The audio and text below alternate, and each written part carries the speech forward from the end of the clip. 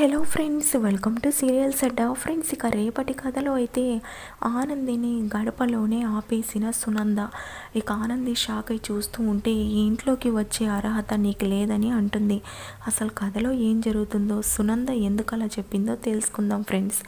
Please friends, మీకు కనుక ఈ వీడియో నచ్చినట్లయితే తప్పకుండా లైక్ చేసి సబ్స్క్రైబ్ చేసుకోండి. ఇక కథలో అయితే ఆనంది అలాగే ఆదిత్య ఇంటికి వచ్చిన తర్వాత సునంద చాలా కోపగించుకుంటూ, నీకు మీ ఫ్యామిలీయే ఇంపార్టెంట్ అయినప్పుడు ఎందుకు పార్టీ అని నన్ను అడిగావు, అలాగే ఆఫీస్లో వర్క్ ఉందని నా కొడుకు చేత కూడా అబద్ధం చెప్పించావు, నువ్వు నా కొడుకును కూడా మార్చేసావని కోపగించుకుంటూ ఉంటే ఆదిత్య, ఆనందికి అసలు ఏం తెలియదమ్మా, నేను కూడా వాళ్ళ పుట్టింటికి వెళ్తున్నామని తనకి చెప్పకుండా సర్ప్రైజ్ చేశాను, అయినా నేను ఆల్రెడీ డాడ్తో చెప్పానే అని అంటుండడంతో, చెప్పారు మీ డాడ్ ఏం చెప్పారంటే అని చెప్పి, ఇక శశికాంత్ మాత్రం ఆఫీస్లో చాలా వర్క్ ఉందంట, అందుకే ఆదిత్య ఆనంది రావడానికి కుదరదని డిన్నర్ క్యాన్సిల్ చేయమని చెప్పాడు అని చెప్పడంతో సునంద సరే అని ఒప్పుకుంటుంది. ఆ తర్వాత ఎంతకీ మీరు రాకపోయేసరికి మీకు కాల్ చేశాను, ఆనంది ఫోన్ ఏమో కనెక్ట్ అవ్వలేదు, నీకు చేస్తే నువ్వు లిఫ్ట్ చేయలేదు,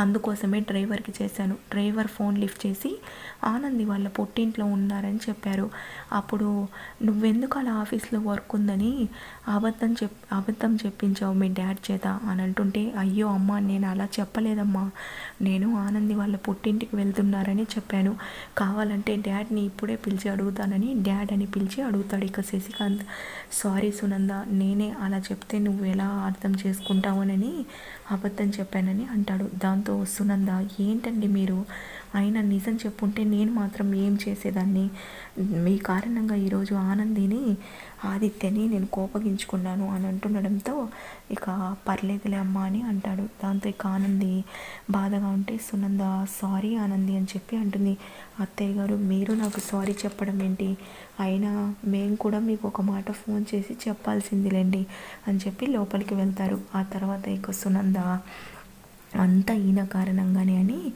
ఆలోచిస్తూ ఉంటుంది. ఇక అలాగే ఆనంది మాత్రం, నాకు మనసంతా ఎందుకో బాధగా ఉంది, నేను మెసేజ్ చేసినా జ్యోతమ్మ రిప్లైగా మెసేజ్ పెట్టలేదు, ఇంతకీ నా మెసేజ్ చూసుంటారా లేదా, అలాగే నన్ను ఎక్కడ తప్పుగా అపార్థం చేసుకుంటారు అని చెప్పి రేపు ఎలాగైనా నేను జ్యోతమ్మని కలిసి జరిగింది మొత్తం చెప్పాలి, నేను కావాలని వాళ్ళ ఇంటికి రాలేదని వాళ్ళు నన్ను తప్పుగా అనుకుంటే నేను తట్టుకోలేనని చెప్పి ఇక నెక్స్ట్ డే ఏదో పని ఉందని చెప్పి ఆనంది అయితే జ్యోతిని వెళ్ళి కలిసి ఒక చోట మాట్లాడుతూ ఉంటుంది. ఇక సునంద అటువైపుగా కారులో వెళ్తూ ఆనంది జ్యోతి మాట్లాడుకోవడం చూస్తుంది. దాంతో ఇక సునందకి చాలా కోపం వస్తుంది.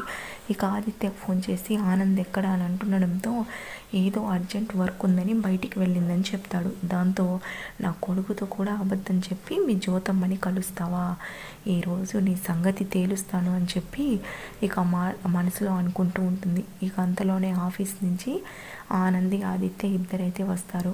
ఇక ఆదిత్య లోపలికి వచ్చిన తర్వాత ఆనంది లోపలికి రాబోతూ ఉంటే, నీకు ఇంట్లోకి వచ్చే అర్హత లేదు, అక్కడే ఆగిపోని అంటుంది. ఇక ఆనంది, నేనేం చేశాను అత్తయ్య గారు అని అంటుండడంతో, నువ్వేం చేసావో, నిన్నెందుకు ఇంట్లోకి రానివ్వట్లేదో అన్నీ చెప్తాను.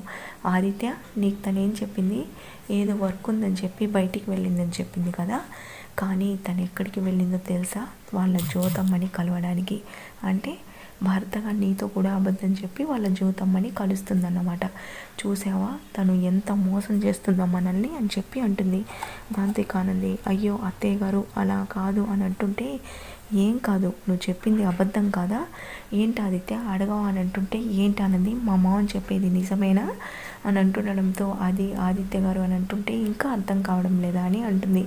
దాంతో అత్తయ్య గారు, నేను ఎందుకు జ్యోతమ్మని కలిశానంటే అని అంటుండడంతో, నువ్వు వీకేం చెప్పనక్కర్లేదు, ఈరోజు నా కొడుకు అలా వీల్ చైర్లో ఉన్నారంటే కారణం మీ జ్యోతమ్మ, అలాంటిది మీ జ్యోతమ్మని ఇంకా నువ్వు కలుస్తున్నావంటే నా కొడుకు మాట అన్నా మేమన్నా నీకు లెక్క లేనట్టే కదా, అందుకని నువ్వు ఇక మీదట ఇంట్లో ఉండనవసరం లేదు, వెళ్ళిపో అని అంటూ ఉంటే, ఇక ఆనంది, నన్ను క్షమించండి అత్తయ్య గారు, ఇక మీదట నేను అలా ఎప్పుడూ చేయను, ప్లీజ్ అత్తయ్య గారు అని చెప్పి అంటూ ఉంటుంది. ఇక ఆదిత్య కూడా కోపంగా ఉంటాడు.